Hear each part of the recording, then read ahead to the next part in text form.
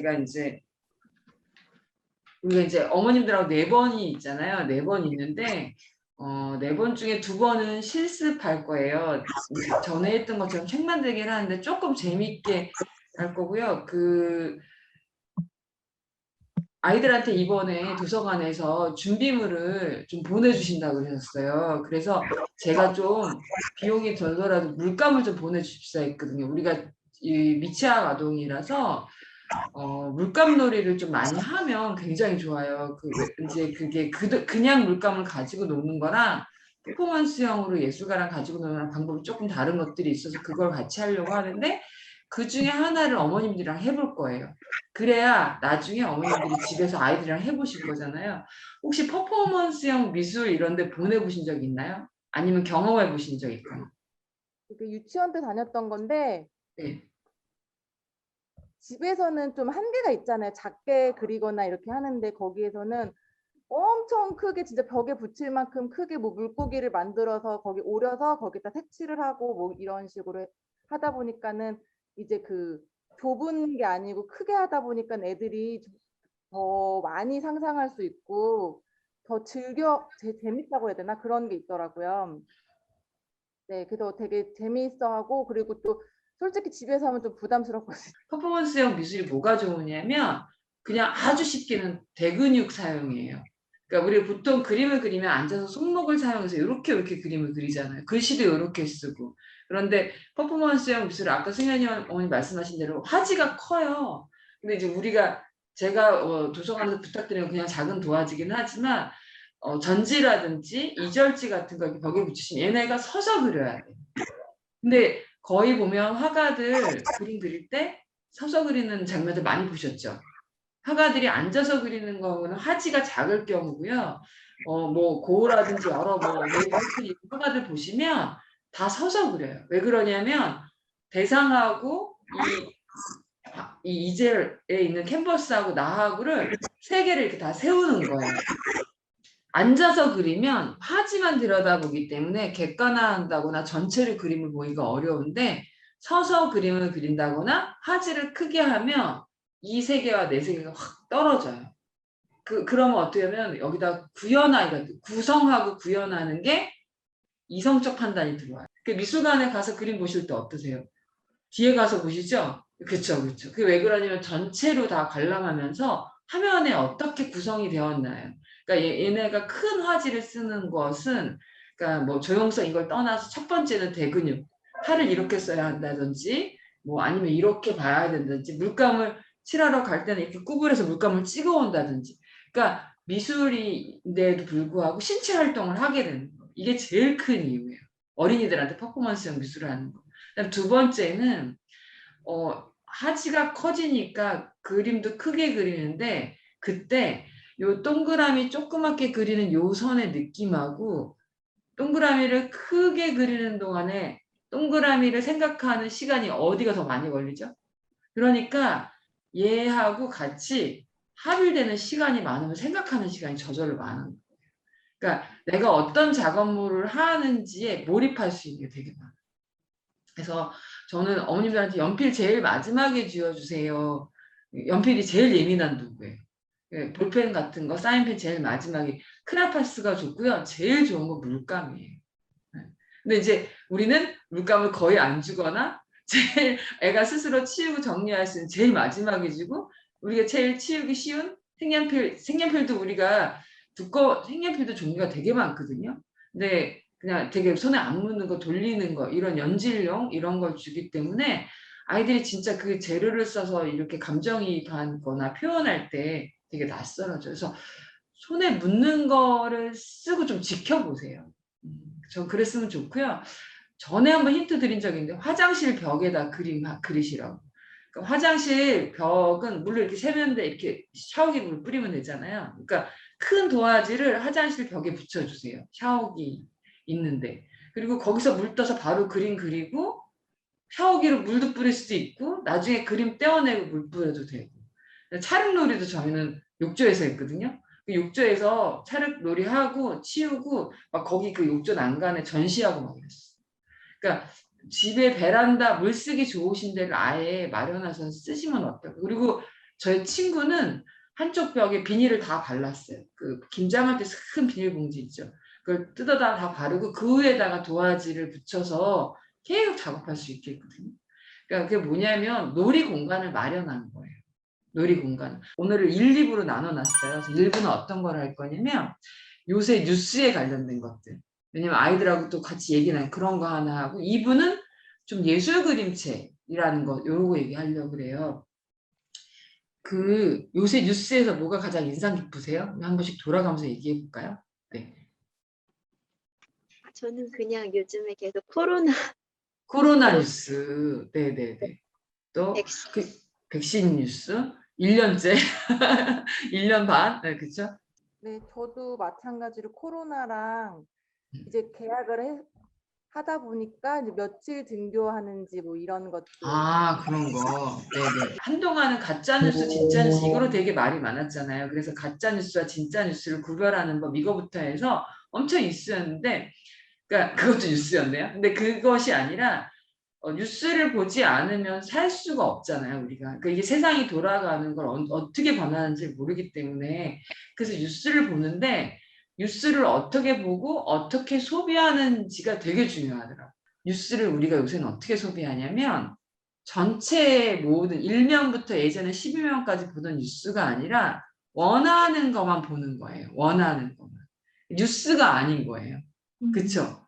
새로운 소식을 1면부터 예전처럼 이렇게 12, 18면까지 다 봐야지 뉴스가 되는 건데 이렇게 클릭하고 보게 되다 보니까 나는 점점 되게 좁은 세계로 가고 있는 거예요. 그래서 종이신문 보신 지 되게 오래되셨죠? 그렇죠. 종이신문 보신 적도 없죠. 병원에 가야지 좀 볼 수 있을까?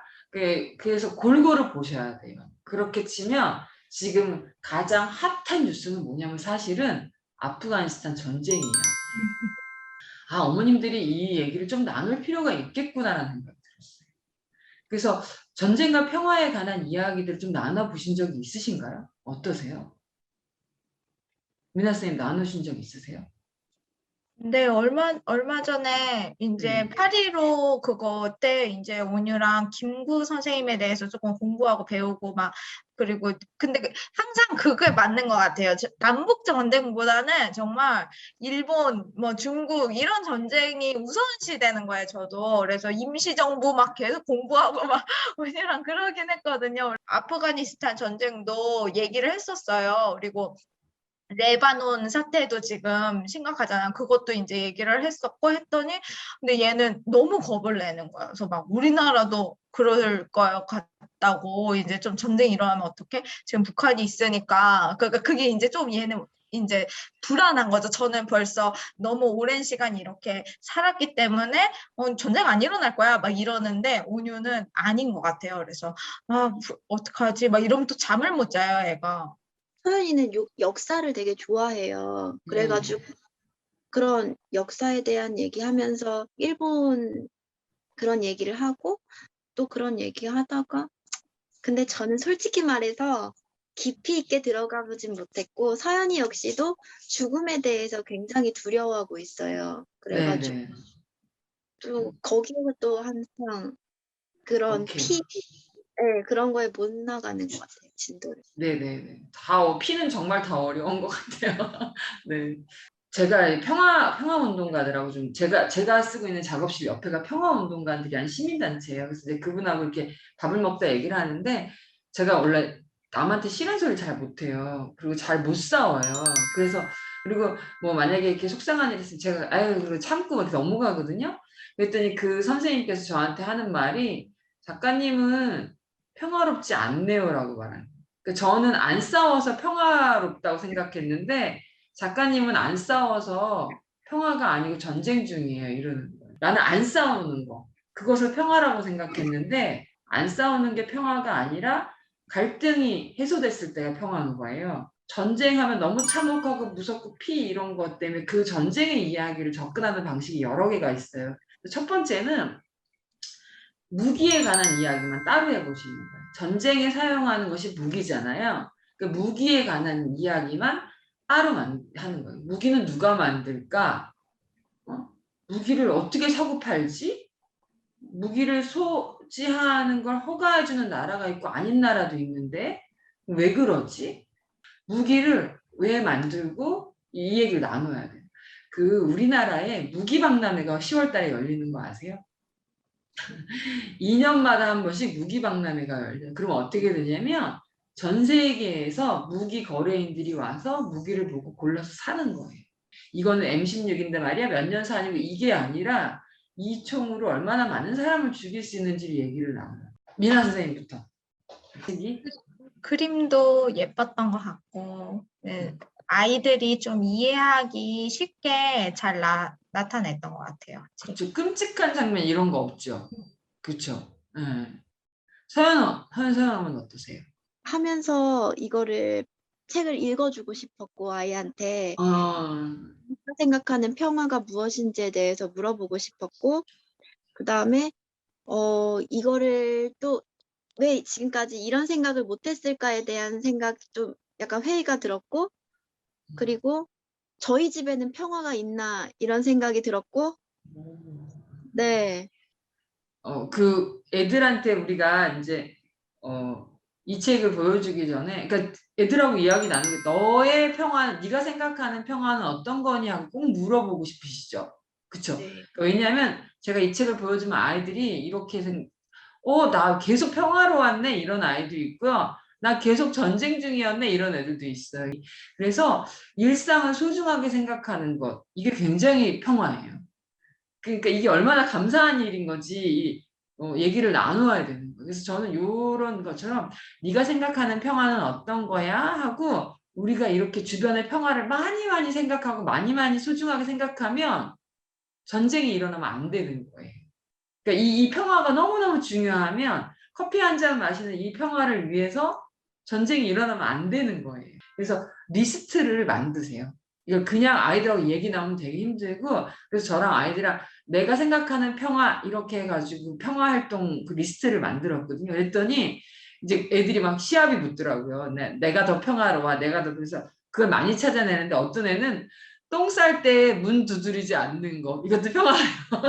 평화의 방식은 서로 다 다르잖아요. 그렇죠? 어떤 사람은 이런 게 평화고 어떤 사람은 이런 게 평화니까 각자 생각하는 평화를 나누는 거. 자, 미나 선생님은 어떻게 아이들이랑 어떻게 나누고 싶으세요?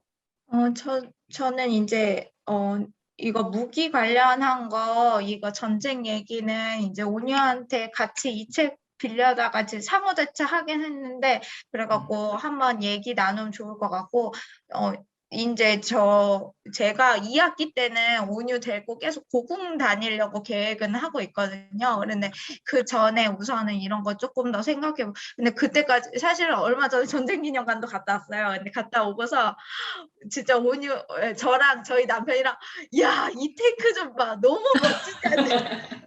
둘이서 야, 이거 발사 잘 됐대. 막 남북전쟁 막 설명하는데 둘이서 야, 멋있다. 막 이러면서 야, 남한 탱크 짱인데 막 이러면서 진짜 북한 탱크랑 남한 탱크 막 비교한 게 있었어요. 그래서 야, 저 오토바이를 타고 다니냐? 우리 건 이렇게 좋은데 막 이러면서 했는데 그게 너무 현타가 와갖고 갑자기 내가 왜 저랬지? 내가 왜 무슨 생각을 저런 얘기를 한 거지? 막 갑자기 그런 생각이 들더라고요. 근데 온유랑 막 사랑이는 무서워 무서워 이러는데 우리 뭐가 무서워? 이 멋있는 걸 갖다 왜 무섭대? 막 이랬거든요. 그래서 내가 진짜 뭘 한 거지? 내가 거길 가서 지금 뭘 한 거지? 막 이런 생각이 들더라고요. 그러니까 깨닫는 거잖아요. 그게 성찰이잖아요. 그냥 정보로 쏙 들어올 때랑 잘못된 거 알고 고쳐갈 때 더 증폭하더라고요. 그게 더 좋더라고요. 그래서 이야기 새롭게 나누시면 좋을 것 같아요. 네.